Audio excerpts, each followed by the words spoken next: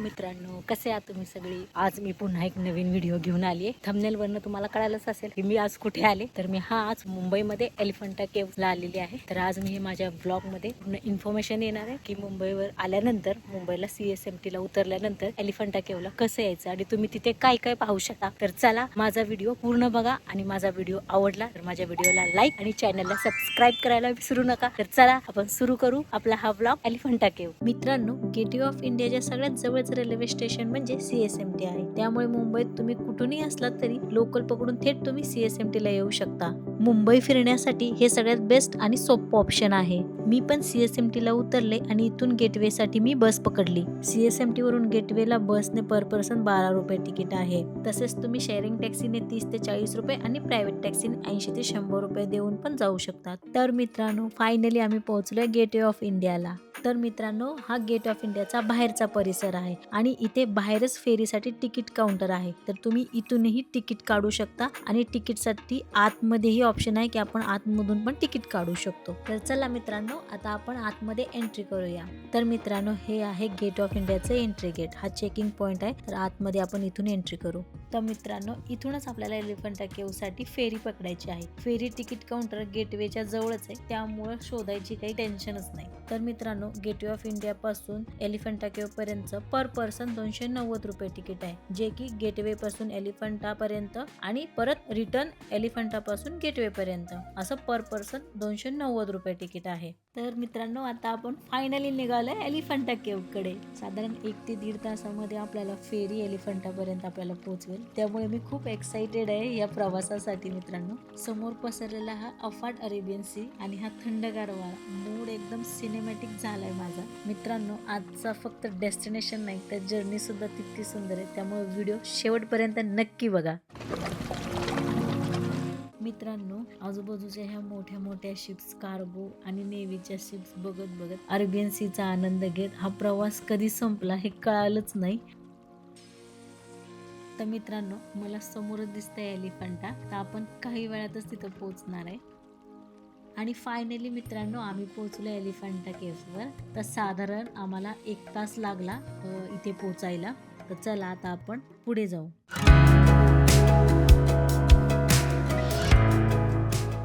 तर मित्रांनो, उतरल्यानंतर बघा इथे असे तुम्हाला फूडचे दुकानं दिसतील आणि टॉय ट्रेन साठी सुद्धा तिकीट आपल्याला इथूनच घ्यावं लागेल. हे बघा मित्रांनो, आपल्याला इथून त्या ठिकाणी पोहोचायचं आहे.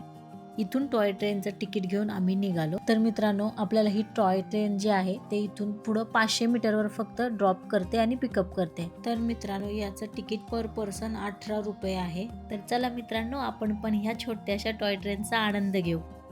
खरं सांगते मित्रांनो, छोटीशी राईड आहे पण खूप मजेशीर आहे. मिनी गोवा वाईब येते या ट्रेन मधून जाताना.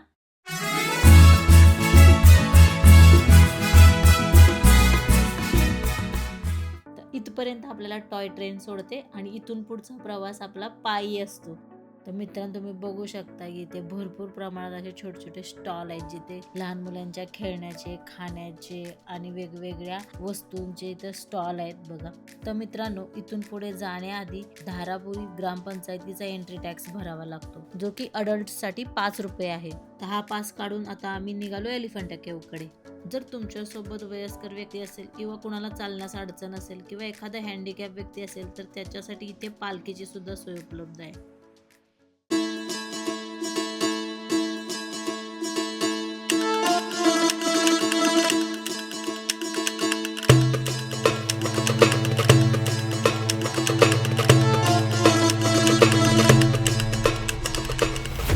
फायनली सगळ्या पायऱ्या चढून आता आम्ही पोहोचलोय मेन गेट जवळ. तर इथे आता 2 रस्ते आहेत. हा रस्ता आहे तोफेकडे आणि हा रस्ता जातो केव्ह कडे. तर चला आपण एलिफंटा केव्ह कडे पहिले जाऊया.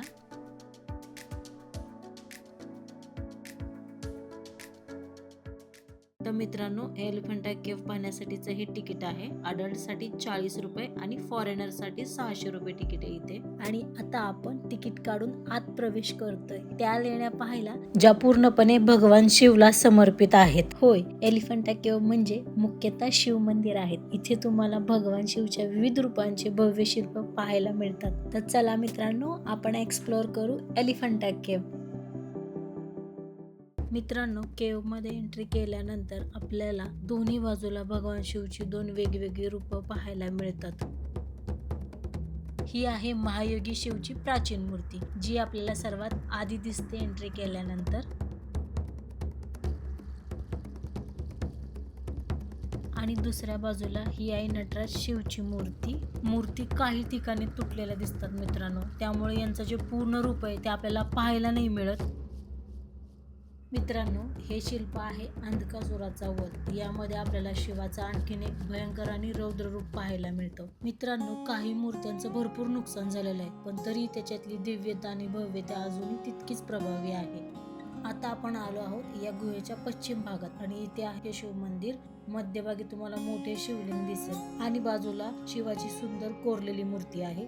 मित्रांनो, इतिहासकारकांच्या मते या लेण्या साधारण इसवी सन 5व्या ते 8व्या शतकात तयार झाल्या आहेत. जवळपास 1300 ते 1500 वर्षांपूर्वीच्या या मूर्त्या आहेत आणि हे पूर्ण मंदिर एकाच दगडाच्या आतून कोरलेले आहे. चला पुढची मूर्ती बघू. ही आहे कल्याण सुंदर मूर्ती. या शिल्पामध्ये भगवान शिव आणि माता पार्वती यांच्या विवाहाचा प्रसंग दाखवला आहे. आणि आता आपण पाहतोय गंगाधर मूर्ती. जेव्हा गंगा पृथ्वीवर अवतरली तो क्षण या शिल्पात दाखवला आहे.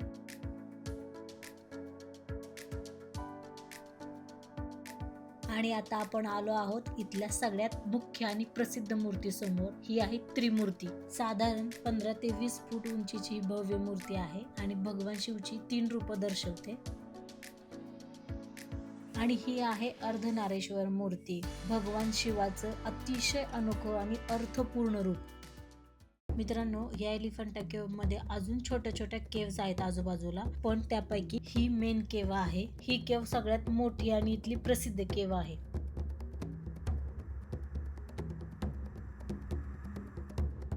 ही त्याच्या बाजूची दुसरी केव्ह आहे. मित्रांनो, इथले सगळे मंदिर भगवान शिवला समर्पित आहेत. मित्रांनो, या एलिफंटा केव्हचा इतिहास असा आहे की याचं पहिलं नाव घारापुरी असं होतं. घारा म्हणजे किल्ला आणि पुरी म्हणजे गाव, हे किल्ल्यांचं गाव. आणि अजूनही या ठिकाणाला घारापुरी म्हणून पण ओळखलं जातं. मित्रांनो, 16व्या शतकामध्ये जेव्हा पोर्तुगीज इथे आले तेव्हा त्यांनी किनाऱ्याजवळ एक मोठा दगडी हत्ती पाहिला. त्याच्यावरून त्यांनी या बेटाला एलिफंटा असं नाव दिलं आणि नंतर हा दगडी हत्तीचा पुतळा आता जिजामाता उद्यान मध्ये हलवण्यात आला. तर ही एलिफंटा केव्हची हिस्ट्री आहे मित्रांनो. पण खरंच एक गोष्ट आश्चर्याची आहे, एकाच दगडातून इतकं परफेक्ट काम करणं, ते 1300 ते 1500 वर्षापूर्वी. खरंच खूप आश्चर्याची गोष्ट आहे. या पुढच्या छोट्या छोट्या केव्स आहेत मित्रांनो.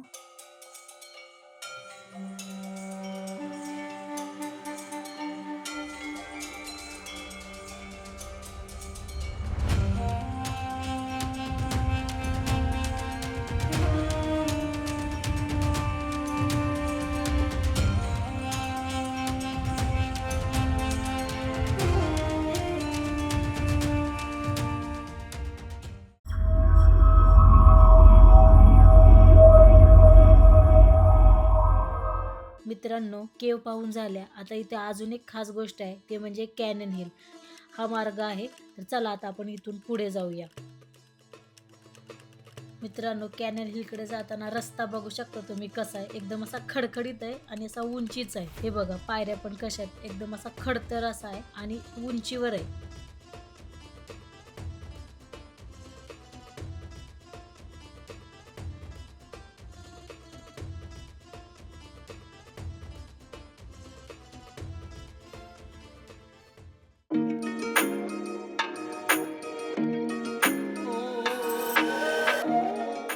हे बघा मित्रांनो, साधारण 15 ते 20 मिनिटं झाला आम्ही चालतोय. आता मधून मधून असाही रस्ता आहे बघा इथून. तरी अजून कॅनल काही दिसलं नाही आम्हाला. चला आता आम्ही अजून पुढे बघतोय कुठे.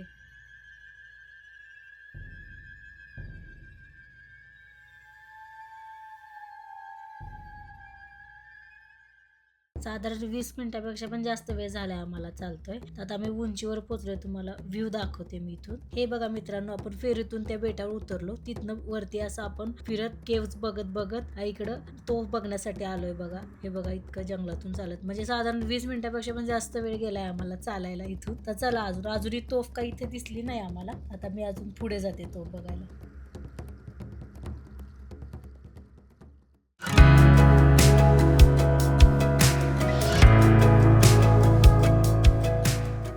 मित्रांनो, मित्रांनो फायनली मला तोफ दिसलेली आहे, ते बघा समोर इथंच आहे. तर चला. तर मित्रांनो पहिली तोफ इथं आहे, हे बघा इथं आहे पहिली तोफ, आणि बाकीच्या तोफ पण आहेत त्या वरच्या बाजूला आहेत, ज्यासाठी वरती इथून जायला रस्ता आहे बघा.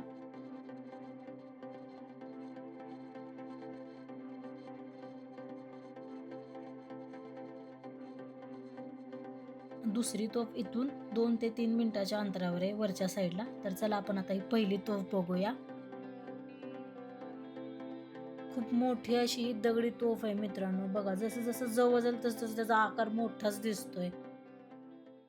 बघू शकता तुम्ही किती मोठी तोफ आहे, याचा आकार बघा. पूर्वी जहाजांवर, बेटांवर आणि शत्रूंवर लक्ष ठेवण्यासाठी याचा वापर केला जात होता. अशाच अजून 2 तोफ आहेत मित्रांनो वरच्या बाजूला.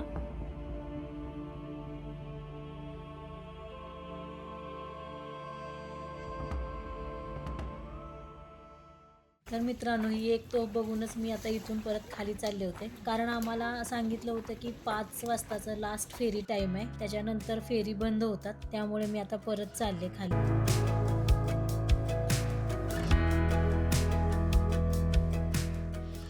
चालून चालून थोडी भूक लागली होती, थोडं पेट पूजा केली आणि नंतर आम्ही टॉय ट्रेनकडे निघालो.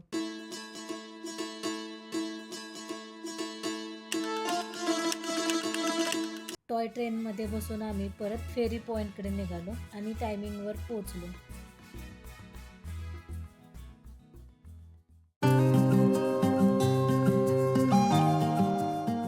मित्रांनो चालून चालून मी इतकी थकले होते, पण जातानाच हा फेरीतला व्ह्यू बघून मी परत तेवढीच एनर्जेटिक झाले जेवढी येताना होते.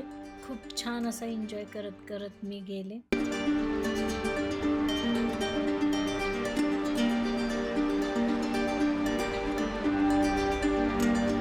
साधारण परत 1 तासाचा प्रवास करून आपण गेटवेला पोहोचलो. फेरी आपल्याला इथं सोडते गेटवेला.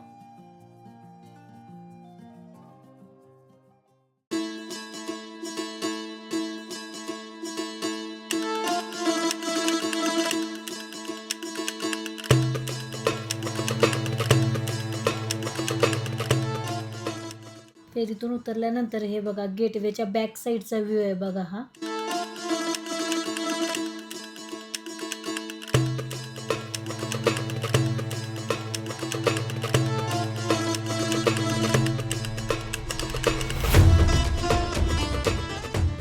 तर मित्रांनो माझा एलिफंटा केव्हचा व्हिडिओ मी इथं सेंड करते.